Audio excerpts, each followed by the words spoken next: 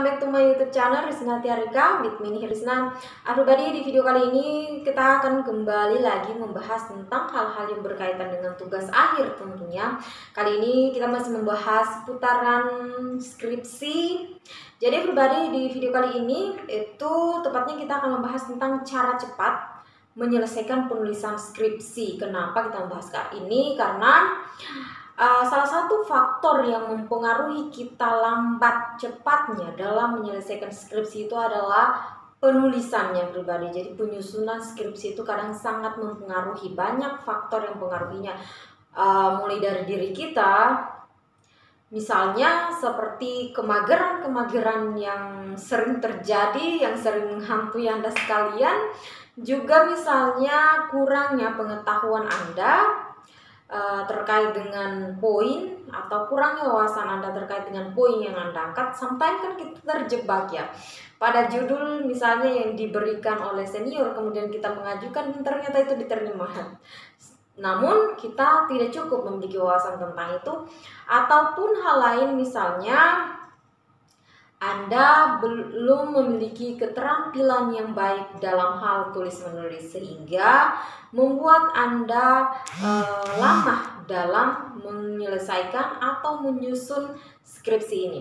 So everybody, di video kali ini kita akan membahas tentang cara cepat menyelesaikan penulisan skripsi, di mana di sini saya ingin memberikan 6 cara agar kita cepat dalam hal menyelesaikan penulisan skripsi ini. Agar pribadi, pertama, cara cepat dalam hal menyelesaikan penulisan skripsi ini adalah buat target. Jadi kita kalau misalnya sudah mulai harus mengerjakan skripsi, misalnya sudah berada di semester tua seperti semester 6, 7, 8, maka kita membuat target. Misalnya target kapan kita memperoleh judul, kemudian target kapan kita menyelesaikan bab 1, target kapan kita menyelesaikan bab 2, target kapan kita menyelesaikan bab 3, dan seterusnya seperti itu. Misalnya Anda targetnya minggu pertama setelah pengajuan judul dan penerimaan judul, Anda ingin membuat pendahuluan terlebih dahulu, misalnya seperti itu ya. Kemudian minggu kedua Anda membuat tinjauan pustakanya, kemudian minggu 3 Anda membuat bab 3 atau metode penelitiannya. Seperti itu Anda membuat target supaya dalam hal mengerjakan skripsi ini tertata dan Anda tidak banyak membuang-buang waktu, juga tidak banyak kemageran yang akan menghantui Anda karena Anda punya target, seperti itu ya.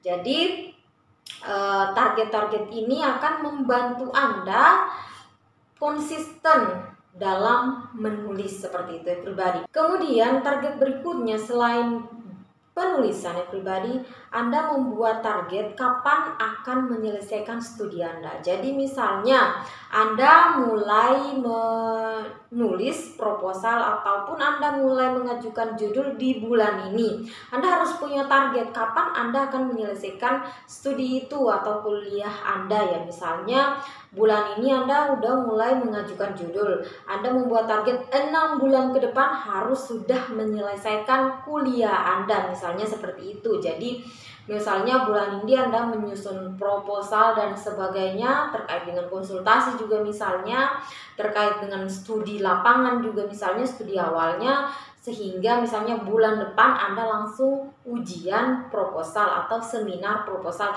Kemudian bulan berikutnya lagi, misalnya setelah proposal Anda harus sudah mulai penelitian, seperti itu. Kemudian misalnya Anda membuat target misalnya 3 bulan menyelesaikan penelitian, bulan berikutnya Anda harus sudah menyusun 1 bulan waktunya, kemudian Anda seminar hasil, kemudian lagi Anda ujian skripsi dan selesai. Jadi Anda memiliki target sehingga membuat Anda lebih memiliki effort untuk mengerjakan skripsi Anda dalam hal penulisannya atau penyusunannya, seperti itu ya pribadi. Jadi buat target. Kemudian yang kedua pribadi yaitu luangkan waktu untuk mengerjakan skripsi setiap harinya. Jadi, walaupun Anda misalnya memiliki banyak kegiatan, tentunya mahasiswa itu kadang-kadang beberapa mahasiswa yang aktif misalnya mereka memiliki kegiatan yang ekstra seperti ekstrakurikuler atau olahraga misalnya, ataupun juga misalnya kegiatan organisasi, ataupun juga biasanya beberapa mahasiswa tingkat akhir sambil nyambi kerja. Jadi walaupun misalnya Anda berada dalam kegiatan yang padat seperti yang saya sebutkan barusan, Anda tetap memiliki meluangkan waktu untuk menulis skripsi atau menyusun skripsi setiap harinya. Walaupun misalnya dalam satu minggu, misalnya minggu pertama Anda menargetkan untuk menulis pendahuluan, berarti misalnya setiap harinya Anda harus meluangkan waktu untuk menulis walaupun satu paragraf. Nanti lama-kelamaan juga akan menjadi beberapa paragraf, dan itu misalnya sudah cukup sebagai bagian dari pendahuluan. Jadi seperti itu, tetap luangkan waktu Anda setiap harinya untuk menulis skripsi ini. Jangan misalnya satu minggu misalnya Anda membuat target untuk membuat pendahuluan, nanti di ujung minggu misalnya hari Minggu Anda buat satu hari penuh tentang pendahuluan itu. Jadi misalnya diselesaikan dalam satu hari, jangan seperti itu pribadi, karena ketika Anda menemukan masalah itu akan cepat membuat Anda down, membuat Anda cepat bosan terhadap hal itu, karena misalnya ketika Anda menemukan masalah dan tidak bisa menyelesaikan masalah itu, atau misalnya referensi Anda tidak bisa mendapatkannya, maka itu akan membuat Anda kelelahan dan juga akan membuat Anda merasa bosan dan jenuh terhadap hal itu. Jadi tidak apa-apa, setiap hari saja per paragraf seharinya, yang penting Anda tidak terputus, seperti itu pribadi. Kemudian yang ketiga adalah terkait dengan manajemen waktu dengan baik ya pribadi. Jadi kita harus mampu memanage waktu dengan baik.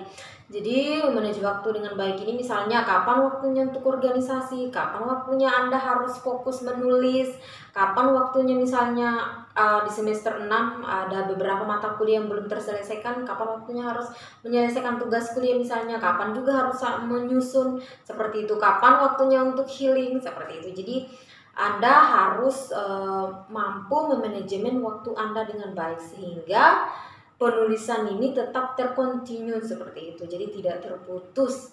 Anda terus menulis, Anda juga mampu menyelesaikan dengan baik, sementara kegiatan-kegiatan Anda yang lainnya juga tidak terbengkalai, seperti itu pribadi.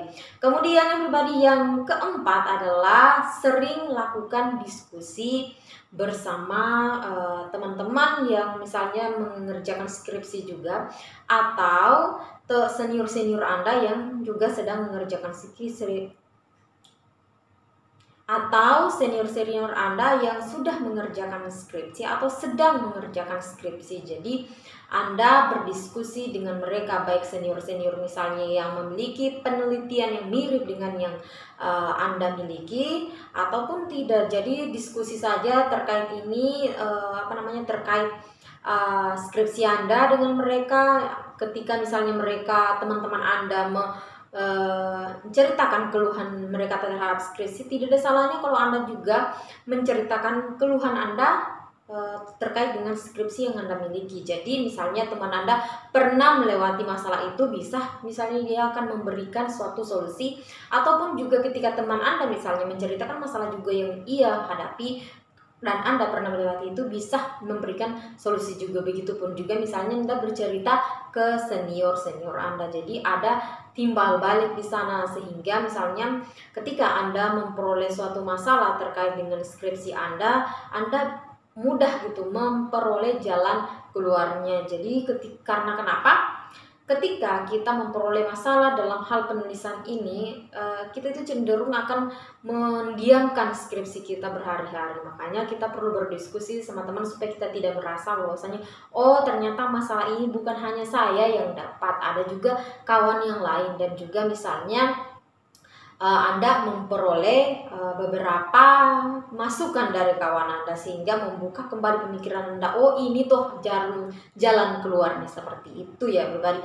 Kemudian yang kelima adalah sering konsultasi dengan dosen pembimbing.